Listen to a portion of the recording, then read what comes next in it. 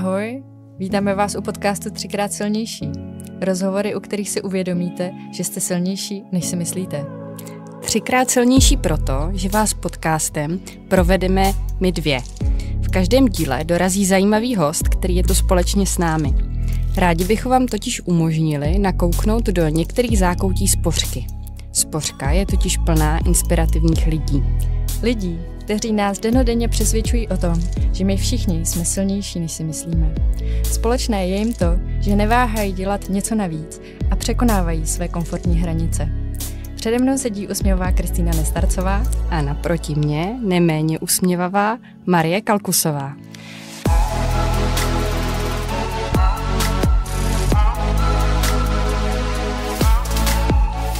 Dnešním hostem je analytik a ekonom České spořitelny Mirek Kupka. Mirka potkávám v bance již nějakou dobu a dokonce sedí přede mnou v kanceláři. Ale to se brzo změní, protože si Mirek bude posouvat do nové role v rámci banky. Mirkovým revírem je momentálně ve spořce cenotvorba. Deník N jej dokonce nazval aktivistou. Je totiž zakladatelem portálu Podvod na bazaru. Nyní se jeho pracovní a volnočasová cesta protnula a přechází jinam do banky. Vítej, Mirku, jsme rádi, že tě tu máme. Co tě do spořitelny přivedlo a jak dlouho tu už pracuješ? Ahoj. Do spořitelny mě přivedla moje první práce. Po škole, po vysoké škole jsem projížděl jsem inzeráty a jeden z prvních inzerátů byla spořitelna a měl jsem to štěstí, že jsem byl přijat a od té doby vlastně jsem pouze ve spořitelně a jsem tady poměrně šťastný. Jak zaznělo v úvodu, jsi také aktivistou, jak tě nazval Deník N, oblastí podvodu na bazaru. Jak se to stalo? Stalo se to poměrně náhle. Vůbec jsem neměl v hlavě žádnou myšlenku, že bych chtěl něco zlepšit nebo proti něčemu bojovat, ale stala se mi moje osobní událost a to je to, že jsem byl podvedený a v tu chvíli se ve mně něco změnilo, něco se stalo a já jsem si řekl, že tu situaci chci dovést do zdárného konce. To znamená, že chci vlastně získat svoje peníze zpět, o které jsem přišel. A tak se zrodil vlastně nápad vybudovat nějaký systém pro lidi, kteří jsou podvedení a takhle jsem začal postupně vlastně pracovat na tom portálu, který už dneska má určitou podobu a rozšíření, ale tenkrát to byla pouze jedna jediná myšlenka v hlavě. A jak ten portál funguje? Ten portál funguje tak, že jeho primárním účelem bylo to, aby se dokázali najít podvedení lidi.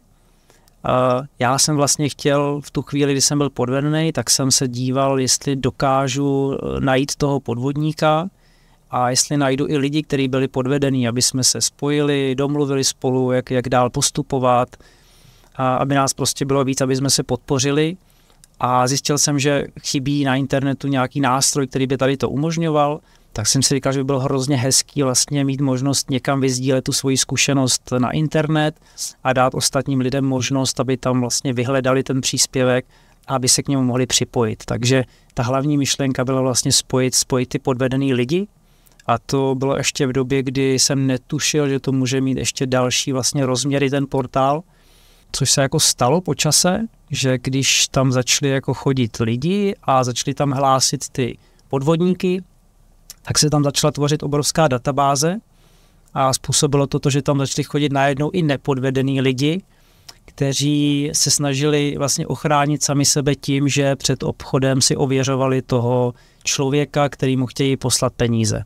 A tady tu funkci to zachovává dodneska ten portál, myslím si, že to je jako jedna z těch hlavních funkcí, že někdo tam zadává ty podvodníky a někdo jiný je tam může vyhledávat a chránit se tak před tím podvodem.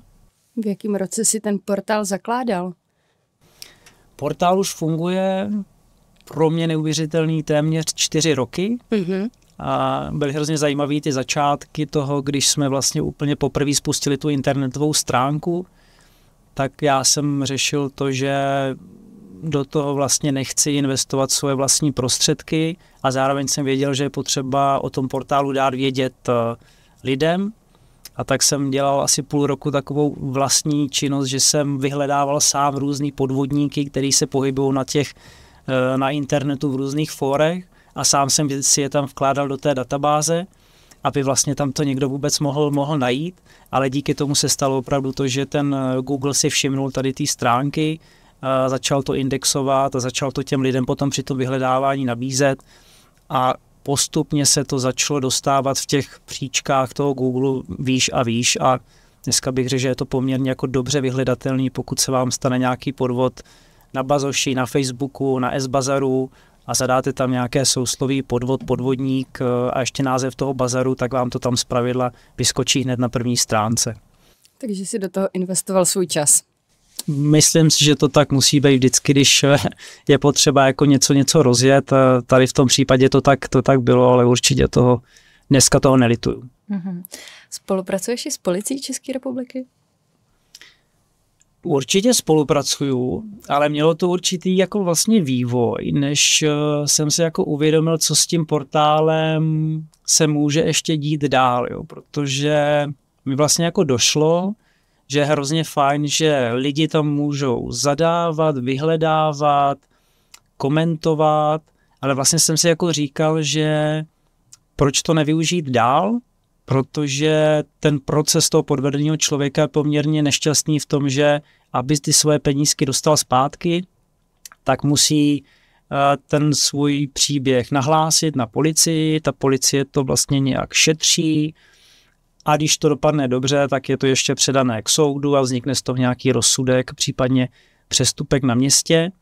A mně vlastně jako došlo, že i ta policie zřejmě potřebuje pomoc v tom, aby efektivně a rychle mohla šetřit ty případy, takže jsem se snažil tu policii oslovit, nakonec se mi to podařilo skrze zase jinýho aktivního policistu, který měl podobný nápad a dal mi kontakt na prezidium a na tom prezidiu jsem měl jednu schůzku a tam jsme se vlastně rovnou domluvili, že rád tam předám vlastně kontakty na všechny lidi, kteří tam přispívají do té databáze, aby si je policie mohla kdykoliv oslovit. Do té doby, než měli ten přístup, tak mě oslovovali jednotliví policisti a já jsem vlastně musel každému sdělovat ty kontakty a takhle jsme si to víceméně mezi sebou zautomatizovali.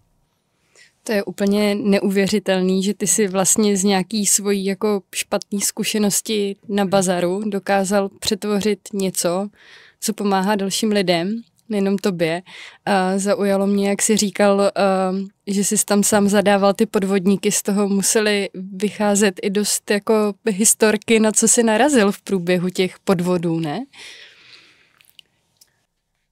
Víceméně jsem v tu chvíli, kdy jsem viděl první jako desítky případů, co se lidem jako může stát na bazaru, tak jsem vlastně zjistil, že ten princip toho podvádění, odborně tomu říkají policisti modus operandi, tak je poměrně jako jednoduchý a pořád se opakující vzoreček a to je vlastně o tom, že někdo na bazaru něco chce koupit a ta druhá strana ho pod různými záminkami, falešnými fotkami, falešným textem se snaží obrat o ty peníze a tady ten princip tady byl před 4 lety a je tady vlastně jako stále a pořád a myslím si, že ta jediná vlastně jako ochrana proti tady tomu je víceméně šířit to povědomí o tom, že ta situace těch podvodů tady je a že to lepší nebude a že je potřeba to mít vlastně při tom nákupu na vědomí a zkoušet různé techniky toho, jak toho podvodníka odhalit.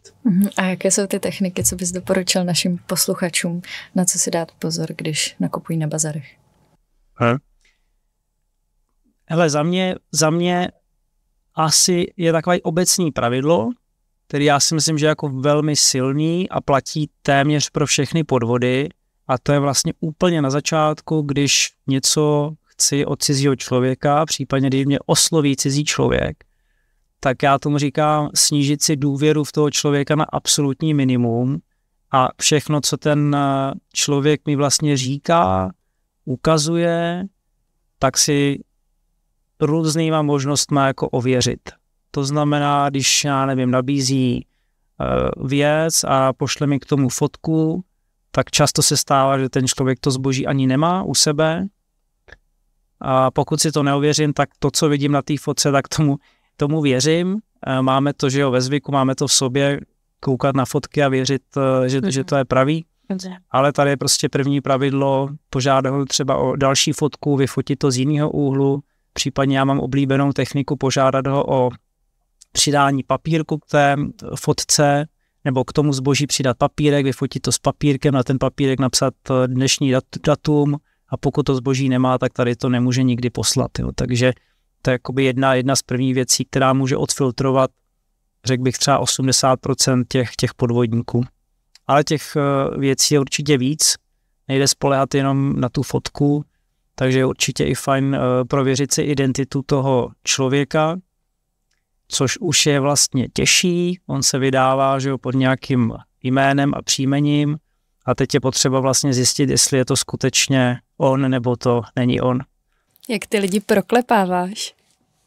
No, já mám takovou poměrně kontroverzní techniku, možná proto je to i tak někdy jako oblíbený si tam ověřovat ty podvodníky a to je to, že já posílám, a teda někteří dobrovolníci, tak posílám vždycky halíř na účet toho nahlášeného člověka a některé banky mají to internetové bankovnictví tak vstřícný, že ukážou i jméno té protistrany, takže já vlastně v tu chvíli zjistím, komu patří ten účet a vložím to do té databáze, vložím to tam veřejně a ostatní lidi, pokud tam ten účet najdou, tak zároveň vidí, komu patří a pokud v tu chvíli komunikují s člověkem na druhé straně kolem toho inzerátu, který se vydává pod nějakým jménem a pokud si to spojí s tím jménem toho majitele účtu, tak najednou zjistí, že ta identita je vlastně falešná. A to je velmi časté jev, že ty podvodníci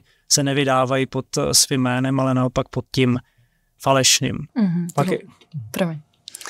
Já jsem ti do toho skočila. Chtěla jsem se zeptat, jestli spolupracuješ s bankami, protože tohle mi připadá fakt jako geniální v tom ohledu, že vlastně si zjistíš, kdo je vlastníkem toho účtu, když teda pak zjistíš, že to není ten člověk, který se vydává, za kterýho se vydává, tak jak pak postupuješ?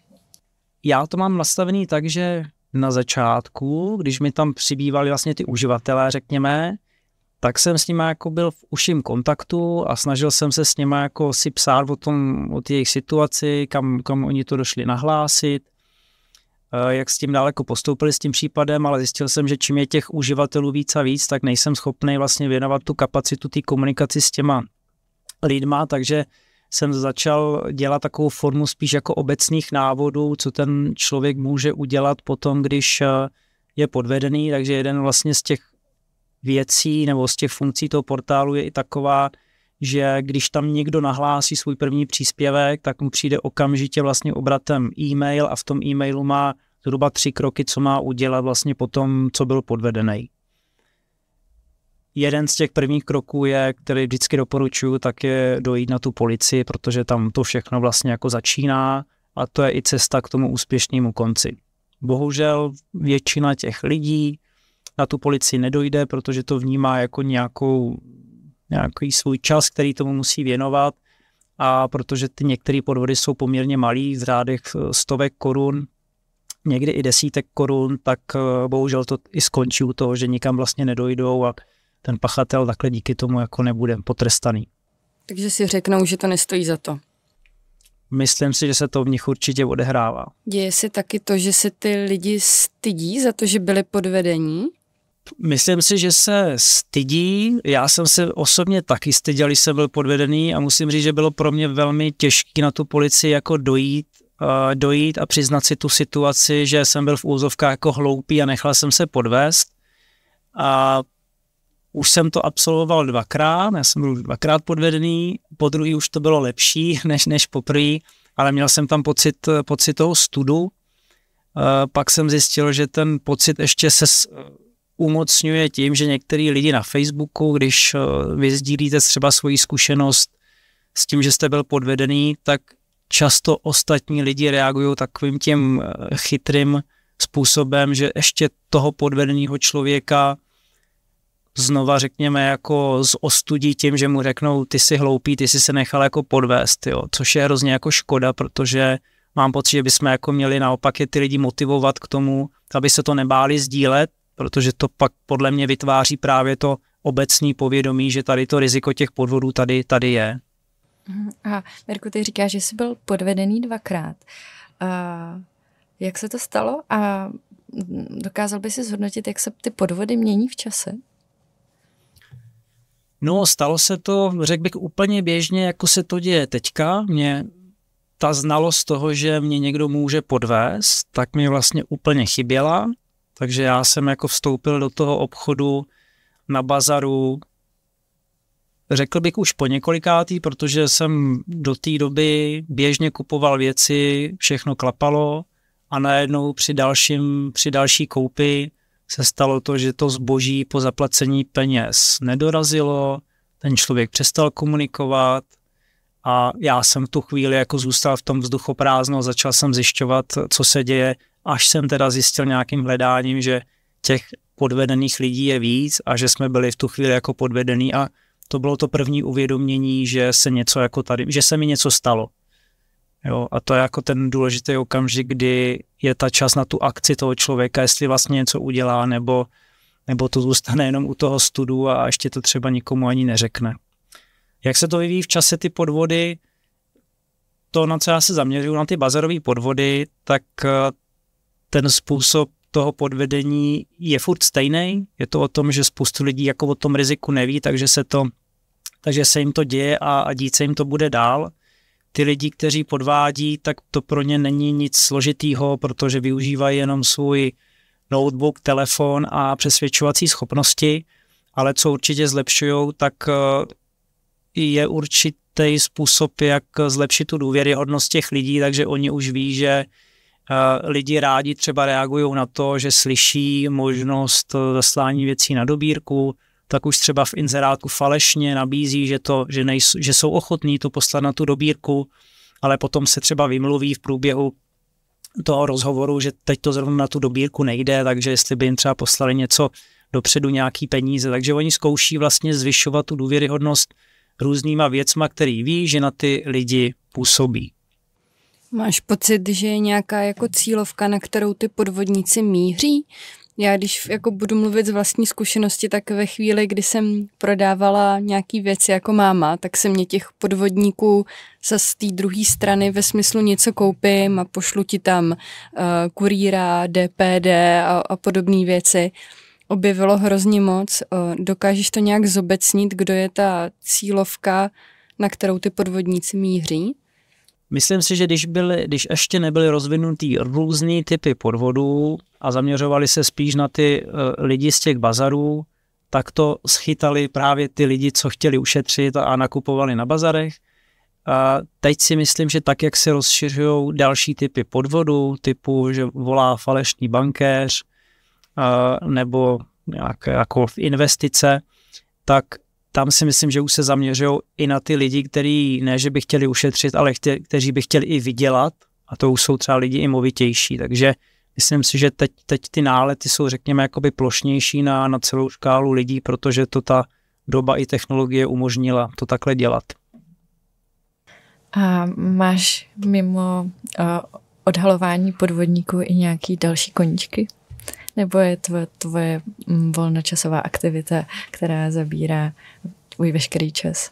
No, momentálně bych řekl, že není to tak, že by mi to zabíralo veškerý čas, ale dalo by se, že se to stalo i mým koníčkem. Pamatuju si, když jsem byl na tom prezidiu a bavili jsme se s tím policistou, tak on to i tak nazval, že vnímá, že to je asi můj koníček, že mě to jako neživí, ale viděl, že se tomu poměrně aktivně věnuju. A tak jsem to i vlastně zavlastnil a řekl bych, že tomu tak teď můžu říkat, protože sporty už aktivně žádný pořádně nedělám. Zbytek času mi zabírá rodina a pak tady ty, řekněme, podvodníci. A to konkrétně tak, že například denně zhruba půl hodinky odbavuju e-mailovou schránku, kde komunikuju s těma uživatelema a řeším s nima různý buď dotazy nebo i nějaké jako věci, kde je potřeba upravit často nějaký údaje v databázi. A jak se tahle ta vášeň, ten tvůj koníček propisuje do tvýho profesního života? Já jsem na začátku v úvodu zmínila, že teďka sedíš přede mnou v kanceláři, ale že se to brzo změní. Prozrať nám jak.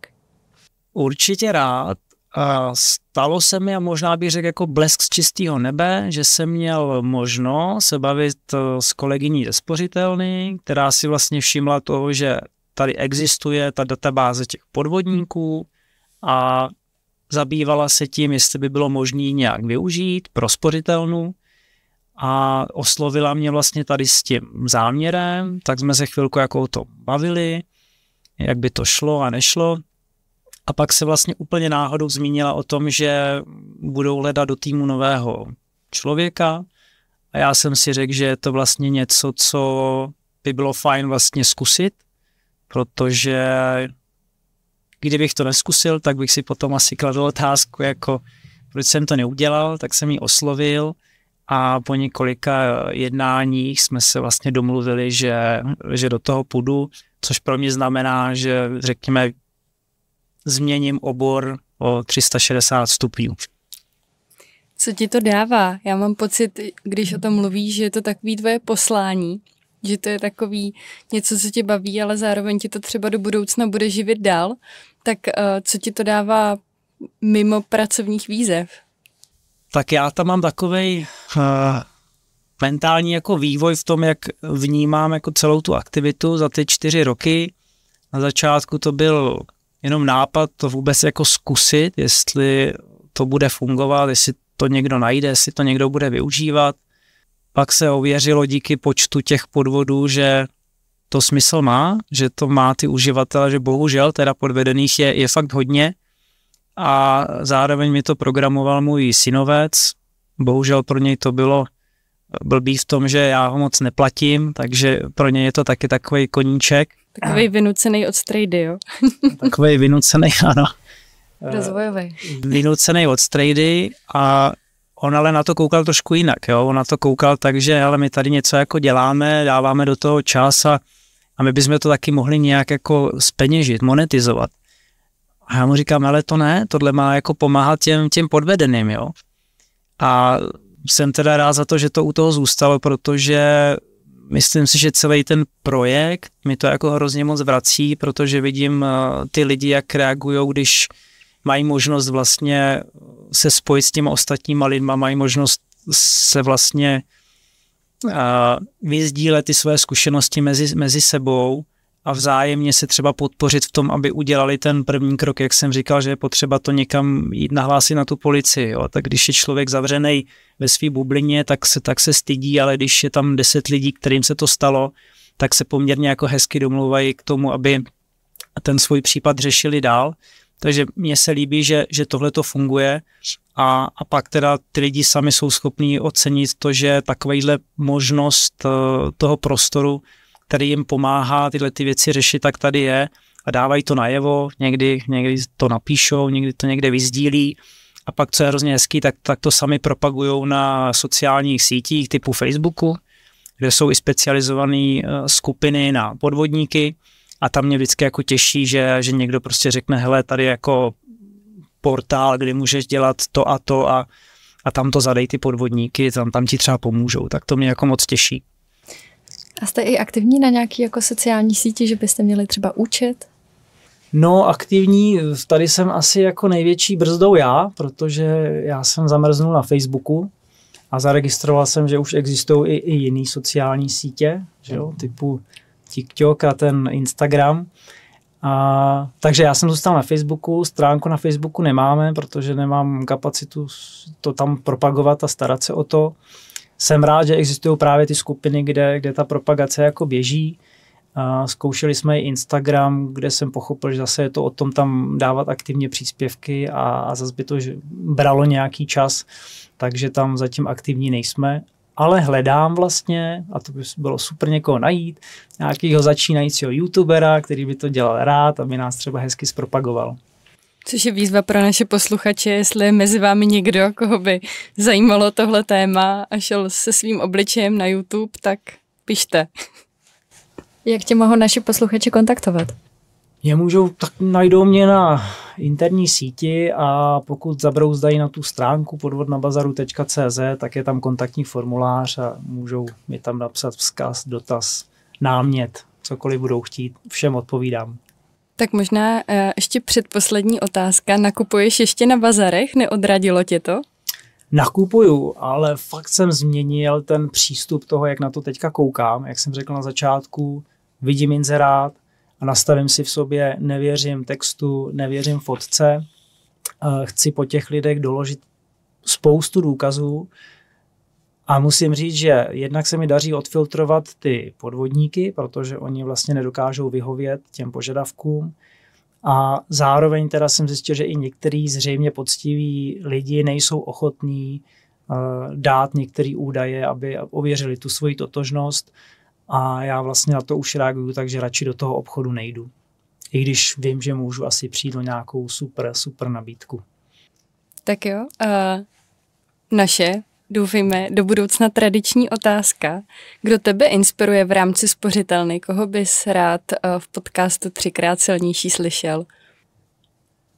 Já teda se přiznám, že nemám úplně rád takovou tu otázku, jako pokládají ty pojišťováci, že si uzavřete produkt a pak musíte říct 5 jmen svých kamarádů a vím, že pak se jim nabízí další produkty. Ale přemýšlel jsem o tom, že obdivuju ty lidi, kteří dokážou dělat nějakou práci pro někoho nezištně a zdarma, tak, aby jim pomohli. Takže kdybych jako chtěl někoho doporučit, tak bych vybral někoho z neziskovky, kdo pracuje v nějakým neziskovým projektu. Děkujeme.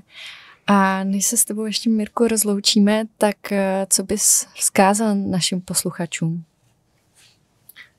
Tak protože jsem tady teďka za tu oblastí bezpečnosti, tak já bych opravdu chtěl říct, nemusíte znát vlastně všechny techniky a odhalit podvodníka, ale buďte extrémně obezřetní a opravdu snižte si důvěru při jakýmkoliv nákupu na internetu. Mirku, děkujeme za tvůj čas. Tvoje cesta krásně ukázala, jak jsi z citronu po cestě dokázal udělat výbornou limonádu. Věříme, že naši posluchači odcházejí zase o kus silnější. A abychom vás namlsali pro příště, můžete se těšit na sportovce i na ženu, která svůj čas věnuje právě neziskovce. Děkuji, že jste doposlouchali až sem. Budeme se těšit na příště. U podcastu, po kterém přestože nestlousnete, stanete se silnější.